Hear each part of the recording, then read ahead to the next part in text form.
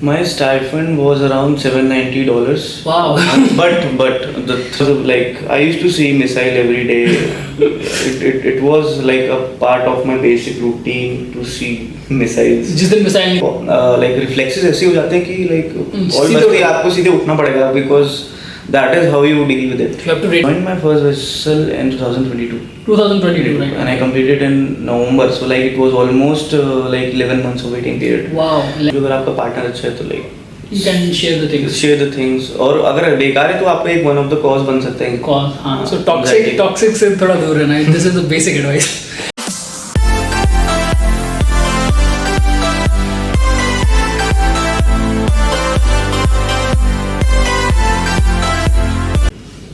Hey guys, what's up? This is AJ and today we are going to interview Abhishek Tiwari and ये मेरा batchmate है, second mats हम साथ में कर रहे हैं and he has done his cadetship from fleet management. तो बहुत से लोगों का क्वेश्चन आता है फ्लीट मैनेजमेंट से रिलेटेड कैसे कैडेटशिप रही है, कैसे उनके एक्सपीरियंस रहे हैं, स्टार्टिंग का जो प्रोसीजर है, कैसे यहाँ पर एडमिशन फॉर्म्स हो गए या आगे का जो भी प्रोसीजर है कैडेटशिप का हो गया या आपका इंस्टीट्यूट का हो गया, तो सारे का सारा आज हम अभिषेक से पूछने वाले हैं. So Abhishek, welcome to the show. Thank you so much. So ये थोड़ा सा लो बजट शो है बट इट्स ओके. सो अभी हम यहाँ पर बहुत से सवाल पूछने वाले हैं. आई थिंक ये सारे सवाल जो मैं पूछूंगा वो सारे के सारे जो सवाल होने वाले हैं उसमें सब चीज़ें कवर होने वाली है. Yes. तो सबसे पहले अभिषेक अपना एक क्विक इंटरव्यू दे दीजिए, लोगों को पता चल सके कि आप कहाँ से बिलोंग करते हैं और क्या करते हैं. So my name is Abhishek Tiwari, and I'm from Ranikhet, Uttarakhand. I did my schooling from Ranikhet as well, and then I went to International Maritime Institute through fleet management, and then I completed my DNS from there, and then I joined my both of the vessel, and I signed off recently, and now I started my second MEDAG. Okay. So जैसे कि हम merchant भी join करते हैं, specially जब मैं उत्तराखंड की बात करता हूँ क्योंकि मैं भी उत्तराखंड से ही हूँ और हम मेनली ज्वाइन करते हैं फौज हो गया, होटल मैनेजमेंट हो गया. Exactly. बट कैसे मर्चेंट नेवी का यहाँ पर ख्याल आया? जब मैं अपना 12th I was preparing for my 12th boards, of course एक मन में ख्याल आता है कि इसके आगे क्या करना है. तो फिर I went to YouTube for searching like कि सबसे अच्छा लाइक सैलरी किस जॉब में मिलती है, लाइक आपको बाहर घूमने को इसमें मिलता है. तो उसके बाद मुझे पता चला कि like merchant navy was one of them. So या then I went to some of the YouTube bloggers, तो उनके मैंने ब्लॉग्स देखे and I find it interesting कि like I am a person from hill, like I love nature. So I think that या उसके बाद मुझे पता चला कि मर्चेंट नेवी ऑप्शन है. फिर मैंने उसके प्रोसेस के देखा कि कैसे कैसे ज्वाइन करते हैं and then I joined it. Okay. So yes, ऐसे ही रहता है स्टार्टिंग में. स्पेशली अगर मैं बात करूँ उत्तराखंड की तो बहुत अलग वहाँ पर एक एनवायरनमेंट रहता है, बट हाँ वो कल्चर बढ़ रहा है. मर्चेंट नेवी वाले अभी आपको देहरादून से बहुत मिलेंगे. एग्जैक्टली. हाँ. और अब मैं एक पूछना चाहूँगा कि प्रोसेस कैसा था जब आपको पता चल गया है कि हाँ मुझे ये प्रोफेशन ज्वाइन करना है. Now the process. So process basically ये रहता है कि as soon as you give your board exam, before result you can apply for companies, sponsorship companies. So you need to get for if you want to do DNS, then you have to take sponsorship first, and उसके बाद there is an exam which is known as IMU CET. उसके आपको form fill करने पड़ेंगे. वो आपको मिल जाएगा IMU की वेबसाइट पे. उसको फॉर्म फिल करने के बाद वो आप एग्जाम दीजिए. ऑलरेडी आपके पास स्पॉन्सरशिप है तभी आप DNS कर सकते हैं, अदरवाइज आप DNS नहीं कर सकते. स्पॉन्सरशिप लेने के बाद IMU CET देने के बाद उसका जब रिजल्ट आएगा you will get a certain rank. वो रैंक आने के बाद फिर the company will allot you a college, और you can go directly through the college and then you can take sponsorship from the college as well. Okay. By the way, what was your rank, IMU CET रैंक? I don't remember it actually, but I think it was something around 2000. Okay, so 2000 is a very good rank by the way. Yes. So you can get any college in that rank. By the way, one more question I want to ask that when you went in with your college academics, so how was like the experience in academics? Because I heard that उस time पे MSc training centre के अंदर आप रह रहे right. वहाँ पे 2 campus है IMI के अंदर, एक DNS का है और एक BTech और BSc है वो GP रेटिंग भी चालू कर देना. ओके. तो एक डिफरेंट 2 इंस्टीट्यूट्स हैं. तो जैसे आपका वहाँ का कैसे एक्सपीरियंस था? तो हम लोग का जो ट्रेनिंग सेंटर था that was MSc training academy. उस टाइम पे बन गया था हमारे टाइम पे recently we were the first batch right. Okay. क्योंकि जब एक बार मैंने विजिट किया था IMI तो उस टाइम पे तो बन गया था. That's why I was asking कि हाँ क्या पता वो अलग हो. बन चुका था उस टाइम पे. तो फिर it is a very good like one of the best institute in India for merchant navy and for DN especially IMI.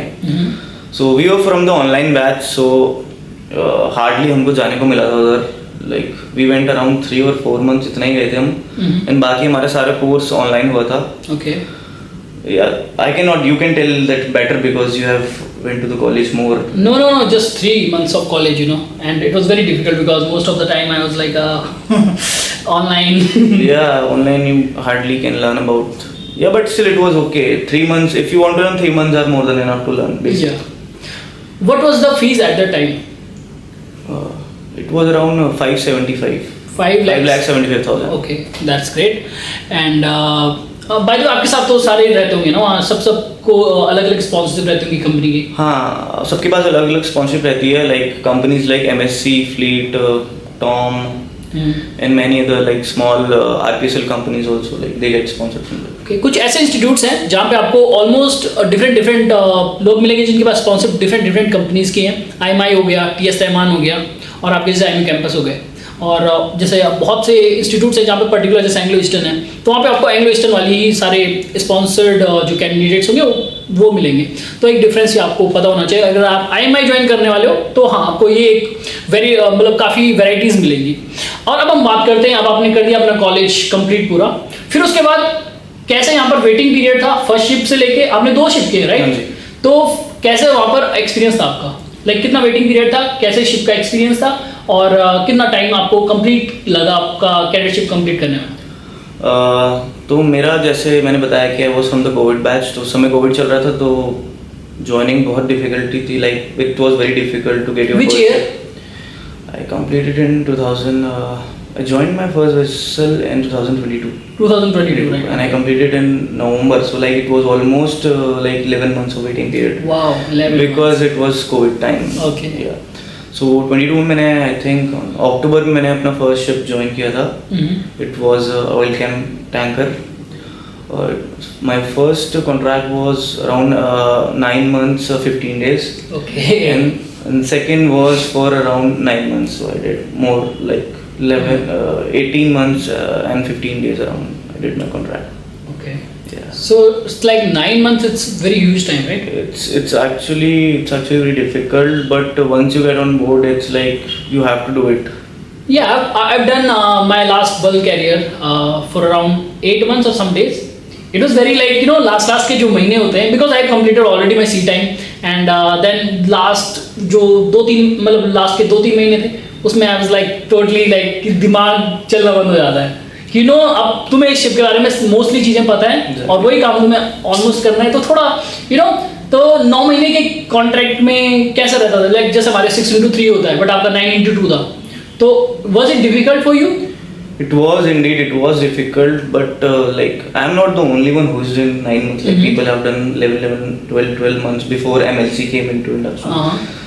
So it was difficult, but like the first month is very difficult for you because on the first vessel you know nothing about it. You learn as much as you learn in your theory classes. It doesn't count actually because once you are on board, it's a totally different life. Internet is like literally 1 GB a month. It's nothing. 1 GB a month. Yes. Oh. It's nothing. Yeah, it's nothing. So it is very difficult, but as you see people around you, they are doing so. Like it gives you a courage that you can also do it. Yeah. It was like that. I think this part is difficult, because most of the time what happens that कि आप अगर difficult situation में हो तो आपके पास कुछ चीज़ें ऐसी होनी चाहिए, resources, वो चाहे इंटरनेट हो, चाहे वो कम पीरियड हो जिसमें आपको सेल करनी है, तो ये थोड़ा सा हेल्प करते हैं. बट हाँ मैं समझ सकता हूँ 1 महीने में 1 GB it's going to be very difficult. Because मेरा पहला शिप था, दूसरा शिप था, तो उसमें 1 GB पर वीक था. So at that time it was like कि डिफिकल्ट था स्पेशली फॉर मी थोड़ा अपलोड करने में. बट तीसरे शिप पे I was having 1 day 1 GB पर day and that was like a very kind Starlink, of I guess. yes Starlink, and that was a kind of gift for me because उस time पे आपको इतना feel नहीं होगा कि आप ship पे हो. You will feel like connected most of the time if you want to talk to any like friend, relative, parents. तो उसमें थोड़ा एक अच्छा सा एक कनेक्शन रहता है कि हाँ आपको नहीं लगेगा उतना ज़्यादा, क्योंकि काम तो सभी जगह है, ठीक है, काम आपको करना पड़ेगा. द मेन थिंग इज कि आपका ये चीज़ जो छोटी छोटी चीज़ें होती है ना, ये आपको ऐसा रियलाइज़ नहीं कराएंगी कि हाँ मुझे करना ही है. आपको अच्छा लगेगा काम करना। ओके, जो आपकी कैडेटशिप थी उसमें स्टाइपेंड आपका कितना था? My stipend was around $790. Wow. But the $300 which I get is like a home allotment, which I'll get after I complete my second mates. Okay. On my first ship as a third officer, as soon as I complete around 6 months on that vessel, then I'll get the overall for 18 months into 300, and उसका I think 70% मिलता है second mate को, और बाकी you will get after you become chief mate. 18 months into 3. In 300 and उसका 70% मिलता है. I'm not like 60 or 70% मिलता है उसका, and बाकी जो 40 or 30% है, then you will get it after you become chief mate and you are still with the same company, then only you will get it. Okay, तो मतलब अगर आपको जैसे $790 मिल रहे थे तो उसमें से $300 आपको बाद में मिलेंगे. Exactly, that is kind of a home allotment. Okay, तो इसका मतलब $490 आपको मिल रहे हैं अभी. प्लस टैंक क्लीनिंग और ओके ये सारा. Okay got it. ओके, ये चीज़ ध्यान रखना क्योंकि ये फ्लीट में है. फ्लीट में जो भी मेरे दूसरे बैचमेट्स हैं वो भी यही बताते हैं. ओके, एंड आपने एक ऑयल कैम किया, एक बल्क कैरियर किया है. So I want to ask which one was tougher, और if someone is going to ask you कि which vessel he should select, तो कौन सा आपका रिकमेंडेशन रहेगा? ओके, सो पहली बार आप जब भी शिप पे जाते हो तो चाहे कंटेनर हो बल्कि हो, आपको टफ ही लगेगा. या My first ship was a oil chemical tanker.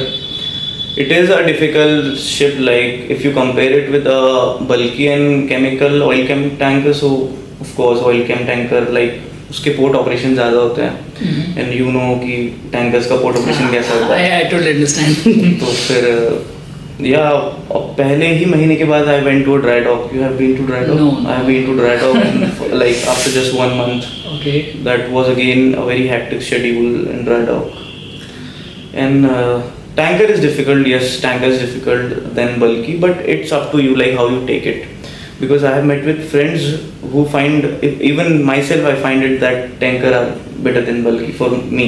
Tankers, okay. Yes, and then second bulky is much more easier, and I went to a Capesize ship, so like it has long routes from Israel to Colombia, so almost around 1 month, and then 20 days discharging in Israel, and then anchor. So it was like a bit easier for me. Talking about the bulk carriers, by the way, you haven't heard about the show leaves. Yes, I have been to Capesize vessel. Yeah. Because the main advantage on the bulk carrier is the show leaves. Exactly. Like I know that there is a difference in money, you know, when it comes to the management level. Yeah, it's going to be a very big difference.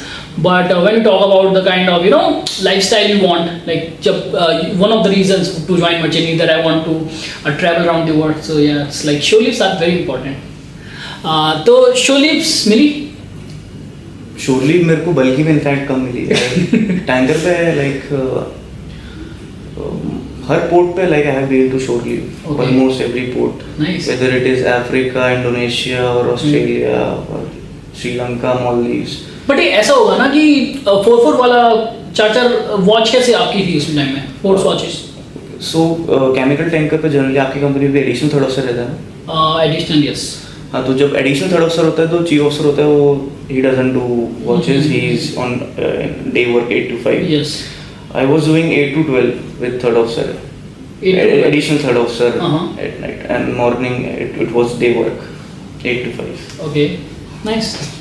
And bulky mein I was doing what with chief officer 4 to 8 and evening 4 to 8. So you were only doing 8 to 12 night watch. Night 8 to 12. Otherwise you were in like 8 to 5 day work. Day work 8 to 5. Okay, that's interesting to hear because and by the way in ports I used to be with the chief officer. Chief officer, so like any schedule? No schedule at port.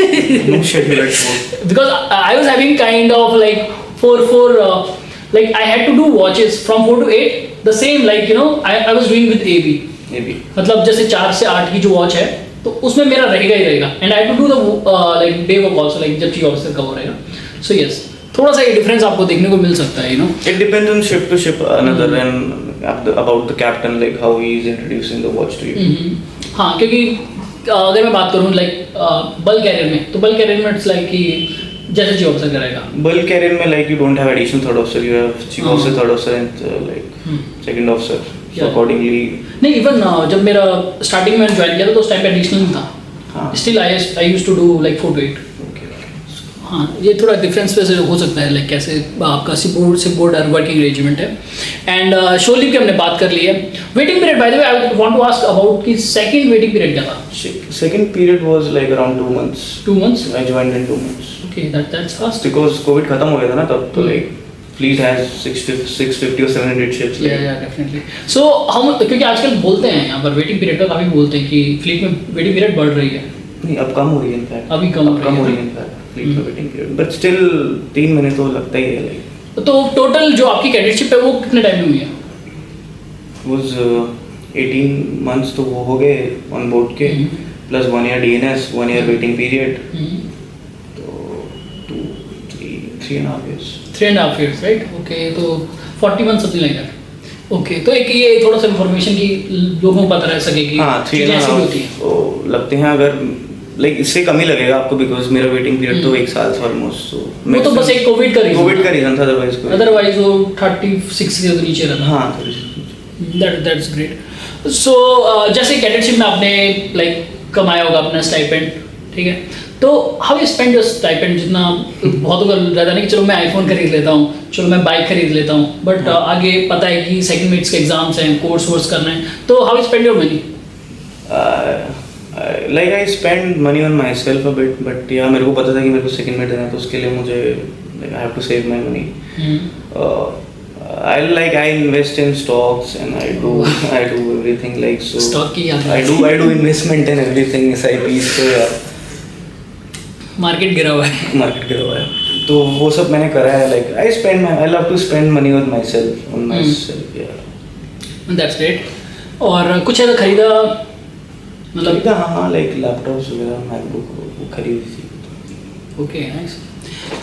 सो एक important question है, ठीक है. सबसे पहले तो loneliness का. अब ship पे क्या होता है, जैसे हम रहते हैं तो dealing with loneliness on ship is very very different, क्योंकि आप यहाँ पे क्या कर सकते हो, आपके ऑप्शंस हैं, still you are not able to control that loneliness. और आपको मतलब सराउंडेड होने के बाद आपके पास दोस्त हैं, पेरेंट्स हैं, गर्लफ्रेंड हैं, आपके पास बॉयफ्रेंड्स हैं, बट स्टिल आप कहीं ना कहीं उस जोन में रहते हो जहाँ पे आप उसको समझ नहीं पा रहे हो या आपको मतलब हर्ट हो रहा है. लेकिन जब मैं बात करता हूँ शिप पे आपके पास एक लिमिटेड क्रू है और लिमिटेड इंटरनेट है, जैसे आपने बताया 1 GB पर महीना, तो इट्स वेरी डिफिकल्ट. तो how you like handle this loneliness, that anxiety? Handle करने के लिए लाइक जो पहले के आपके फर्स्ट मंथ रहेगा, that would be like very difficult, and again it depend to person how he takes it, right. Anxiety loneliness is like बहुत ज़्यादा होती है ऑन बोर्ड.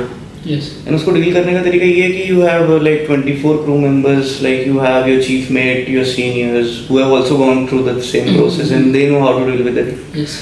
So उनसे आप शेयर करो, आपको जो भी फील हो रहा है, like whatever you're feeling, you have to share with them. Of course सही हो जाता है कुछ ना कुछ. और आजकल तो कंपनीज में, बहुत सारी कंपनीज में यू हैव श्योर साइकोलॉजिस्ट, हाँ, तो उनको आप रेफर कर सकते हो if you have any problems. तो यार ऐसे डील हो जाती है लोनलीनेस. और क्या है, 1 GB में एटलीस्ट व्हाट्सएप तो चल सकता है ना, उसमें तो चला सकते हो WhatsApp, and you can watch movies और you can play table tennis. तो आजकल हर शिप पे ही होता है, स्नूकर भी होता है, गेम्स भी होते हैं, PS5 भी होते हैं, पार्टीज होती हैं, गेट टुगेदर होते हैं, न्यू ईयर पार्टी हो गई, दिवाली की पार्टी हो गई, और किसी का बर्थडे है तब पार्टी हो गई. तो ये ऐसे हो जाता है, वो हो जाता है सब कुछ. You don't have to think much about it. हाँ, तो शिप पे थोड़ा कभी हम इसके बारे में डिटेल में बात करेंगे, but it's a very difficult और different experience you are going to have on board the ship. और अच्छा भी लगेगा. स्टार्टिंग में तो बुरा लगता है, बट जब तुम उससे निकल जाते हो, उसको समझ पाते हो कि हाँ मुझे कैसे डील करना है, it's beautiful, it's really beautiful. Now क्योंकि तुम्हें फिर यहाँ उतना फील नहीं होता. यहाँ आने के बाद थोड़ा लगता है ना कि यार जैसे तुम सपोज शिप से आते हो, फर्स्ट शिप से, तो अजीब नहीं लगता थोड़ा? मेरे को तो कैसा होता था, मेरे को स्टार्टिंग में ऐसा था कि मैं रात को खुद से उठ जा रहा हूँ 3 बजे 4 बजे, और मेरे तो दिमाग में कभी कभी ऐसा हो रहा है कि हेलुसिनेशन हो रहा है और मुझे रिंग्स सुनाई दे रही है टेलीफोन की. So I was like, ये क्या हो रहा है? मॉर्निंग 4 बजे. हाँ, तो एक शेड्यूल होता है, वो हम यहाँ लेके आते हैं और उसको अडेप्ट करने में टाइम लगेगा, और वो फिर एंजाइटी भी रहती है. आई थिंक एंजाइटी, वो कॉल आने के बाद ना एक डर सा रहता है कि अब जाना है, तो वो किसी को बेल रिंग करती है तो फिर वो अजीब सा लगता है उस टाइम पे. और आपके लाइक रिफ्लेक्सेस ऐसे हो जाते हैं कि लाइक ऑलमोस्ट आपको सीधे उठना पड़ेगा, because that is how you deal with it. You have to ready in just 2 minutes, 5 minutes. 5 minute notice मिलता है. चलो एंकर स्टेशन आ लो. हाँ, इट्स अ गुड वे। और इवन जैसे बहुत से डील करते होंगे, तो मैंने डील किया काफ़ी कि ऐसे जब आप छुट्टी आते हो तो स्टार्टिंग का टाइम भी होता है, वो काटना मुश्किल होता है। काटना मुश्किल हो जाता है बिकॉज अगर आप शिप पे चले गए लाइक आपको तो आदत है कि कुछ ना कुछ करते रहो आप, तभी आप अपने आप को इन्वॉल्व कर पाओगे। और जब घर पे आते हो then it's very difficult because क्या करें घर पे, क्या ही करोगे, क्या ही करोगे, घर आते ही मन करता है कि शिप पे जाना है। ये तो है। तो स्टार्टिंग में तो रहता है क्या करूँ क्या करूँ, बट जैसे पहला शिप हो गया मेरा तो जल्दी से चले गया दूसरे शिप पे। दूसरे शिप के बाद फिर वो मैंने एक्सपीरियंस ऑलरेडी करा हुआ है, तो स्टार्टिंग में फील वैसे ही फील आएगा, लेकिन फिर जाने का मन नहीं करता, फिर वो स्टार्ट हो जाता है कि यार थोड़ा और रुक जाता, थोड़ा और रुक जाता। तो हाँ, जैसे हम लोनलीनेस की बात कर दी है, वैसे एक इंपॉर्टेंट जो है वो है relationship. No when you talk about the relationship, so थोड़ा सा तो मेरे को आइडिया है ही। तो like how you manage your relationship on board, because I think this is one of the biggest problem with the seafarers. I already made a video on relationship, तो उसमें बहुत चीज़ों के बारे में बात की थी, और उसमें हमने जैसे ब्रेकअप्स के बारे में या डाइवोर्स रेट के बारे में, ये बहुत चीज़ें, मतलब एक स्टैट्स था। तो स्टैट का अगर हम बात करें तो 50% ऐसे चलते नहीं है, इवन कहीं कहीं पे 75% था। और वो बस because of the work pressure और there is a difference, the distance. So how you are managing, a lot of people are watching you right now and they want advice from you because 6 years, right? So it's a great thing. So that's a तो relationship manage करने की तरीका कि आपसे तो manage आपके partner को करना चाहिए रिलेशनशिप मैनेज। तो उसको सारी चीज़ आप बता के जाओ कि लाइक क्या क्या होता है वहाँ पे, कैसे कैसे रेस्ट आवर्स मिलते हैं। और तो अपने से ज़्यादा आई थिंक आपके पार्टनर को समझना चाहिए कि what is your lifestyle is totally about. And in fact कुछ भी हो आपको थोड़ा ब्रेक तो मिलता ही है हर किसी को। अब ये तो नहीं है कि आपके 24 आवर्स में से 24 आवर्स आपसे काम कराएंगे, बिकॉज आप सोओगे पर एटलीस्ट जो भी आपका पार्टनर उसको आप 5 मिनट के लिए कॉल कर लो। And that is how you deal with it. Simple है कि उसको समझा दो कि ये होता है, अगर वो समझेगा तो अच्छा पार्टनर, अगर नहीं समझेगा then it's very difficult. It's very practical. तो डिफिकल्ट हो जाता है बाद में, and like it can be one of the cause for your anxiety. Ship पर तो रहेगा ही रहेगा, ये एक अलग से जुड़ जाएगा उसके बाद। यहाँ क्या हालत हो जाती है, फिर वहाँ क्या हालत होने वाली है, वही तो। तो उसके बाद ये समझना चाहिए, अपने पार्टनर को बता के जाओ कि क्या क्या होता है। That's how you deal with it. So main जो चीज़ रहती है उसमें मैंने एक ये पहले बताया कि इसमें क्या होता है ना, हम ना क्या करते हैं, जैसे रिलेशनशिप में अगर कोई है तो हम उतना सेक्रीफाइस नहीं करेंगे जितना उसको करना पड़ता है, because she is surrounded with a lot of distractions.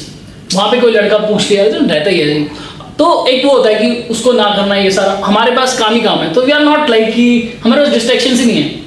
तो उसको she has to be strong, specially very very like कि मेंटली बहुत स्ट्रॉन्ग होनी चाहिए। उसको पता है कि हाँ, तो उस हिसाब से उसको बताना पड़ेगा कि now these things are I am going to provide you and these are the things you have to provide me. तो ये टेबल वेबल वाले होते हैं ना कि टेबल मैंने ये रख दिया तो तुम क्या रखने वाली हो।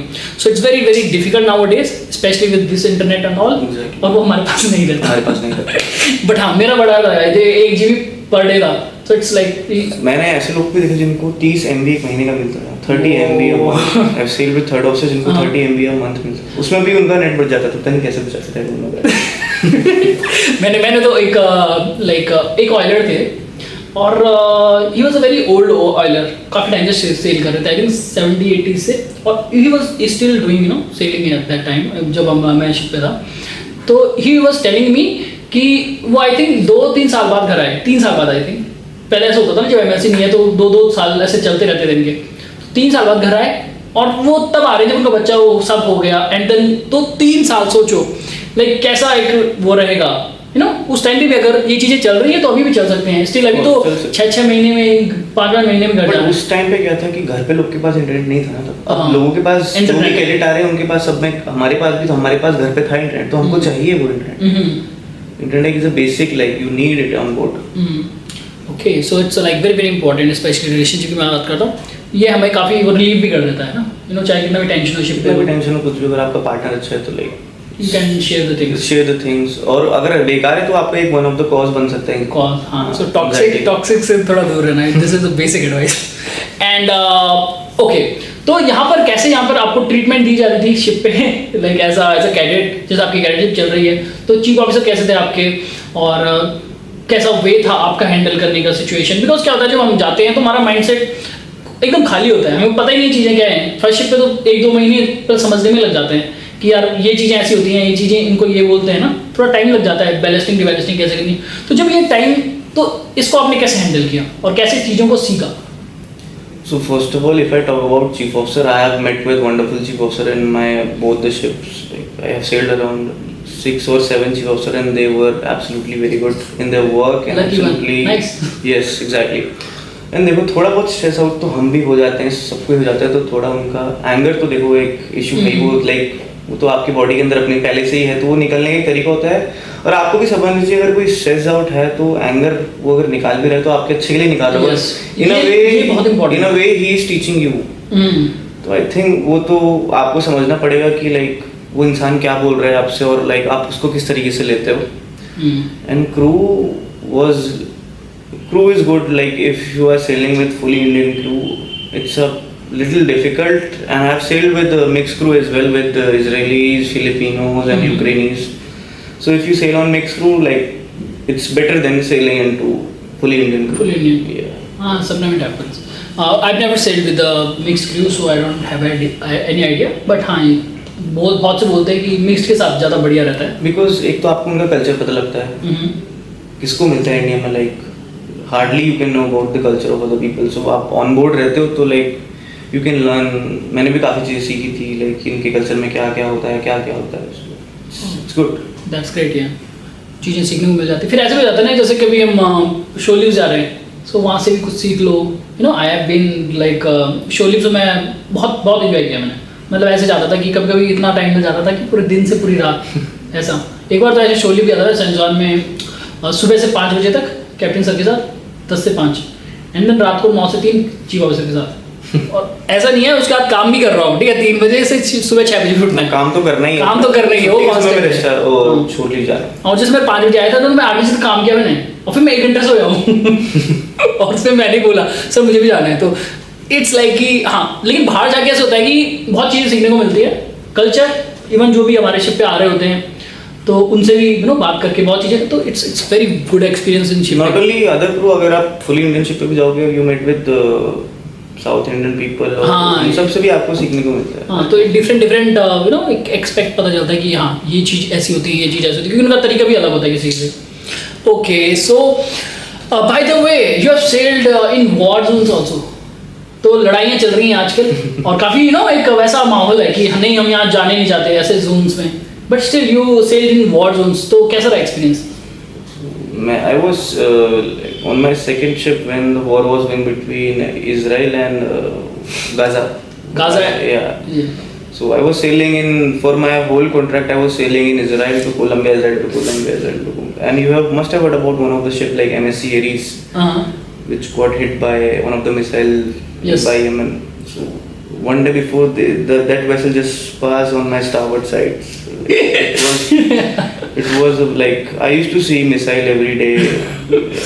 It was like a part of my basic routine to see missiles. जिस दिन मिसाइल नहीं देखी उस दिन नींद नहीं आई।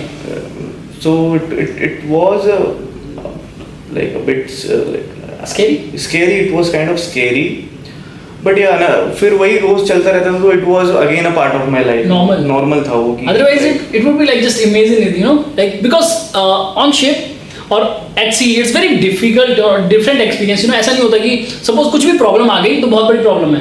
सपोज अगर आग लग गई कुछ ऐसा, यू नो रिस्क क्योंकि लाइफ का है, कार्गो वार्गो को तो है ही, लेकिन रिस्क लाइफ का भी। और सोचो ऐसे कुछ गलती से कुछ ऐसी चीज़ें दिख रही हैं जो एक्स्ट्रा आ रही हैं, एक्स्ट्रा प्रॉब्लम्स आ रही हैं और उसमें कुछ लग गया। अभी मैं इमेजिन नहीं कर पाऊंगा, but you have experience this right. तो स्टार्टिंग में तो बहुत लगी, स्टार्टिंग में तो लाइक मुझे पता ही नहीं था ये पोर्ट इजराइल में है कि नहीं है। मैंने बोल दिया कि हाँ मेरे को जाना है इधर। I didn't knew that this Haifa port is in Israel. बाद में जब मैं फ्लाइट में बैठा तब मैंने सर्च किया, अरे ये तो इजराइल में ही है। फ्लाइट में बैठने से पहले सॉरी कि ये तो इजराइल जा रहे हैं हम लोग। फिर उसके बाद लाइक अगेन मैंने अपने रिलीवर से सब पूछ लिया था कि कैसा ही सेट कि नहीं है इतना कुछ रिस्क तो नहीं है। सामने वाला बोले कि रिस्क नहीं है, तो फिर हम भी चले गए उसके साथ साथ। अच्छा, तो फिर यार मैंने कुछ ऐसा देखा नहीं, मतलब मेरे साथ कुछ ऐसा एक्सपीरियंस नहीं हुआ, बट या I have seen lot of things. Okay, so one more question I want to ask. अब ये सारी जैसे बहुत चीज़ें हुई हैं आपके साथ, ठीक है, कैडेटशिप में दो रहते हैं, एक अलग ही जर्नी होती है जहाँ पे आप बहुत से कभी कभी क्या होता है ना, लोग एटीट्यूड के साथ आते हैं या एक पर्टिकुलर एटीट्यूड होता है सबका बैकग्राउंड से भी हो सकता है वो चेंज होता है क्योंकि you have to be under someone and there is like hierarchy. तो उसके अगर अंडर हो तो आपको at the end of the day आपको काम तो वैसे ही करना है जो सब कर रहे हैं। तो from the starting of your first day to the like 180 sorry कितना हुआ लास्ट जो आपका डे था कैडेटशिप का, so what were the changes और हाउ यू चेंज्ड योरसेल्फ और उन कंडीशन ने आपको कैसे चेंज किया? पहला दिन था, I was a guy which was recently pass out from an academy. पहले दिन वो अकेडमी से निकला हुआ बंदा था जो एक नॉर्मल कॉलेज का बंदा होता है।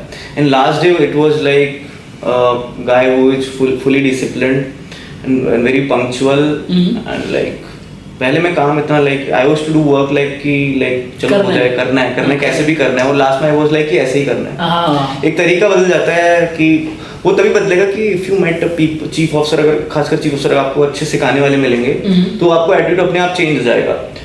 और हाँ, आपको उनके तरीके से काम करना पड़ेगा बिकॉज वो जो तरीका बता रहे हैं it is right. Okay, so one more question I want to ask, like this is the last question by the way. We have talked about a lot of things already and I hope everyone is getting something कि हाँ अब अगर मैं ऐसी company में जा रहा हूँ so what I'm going to get from these experiences.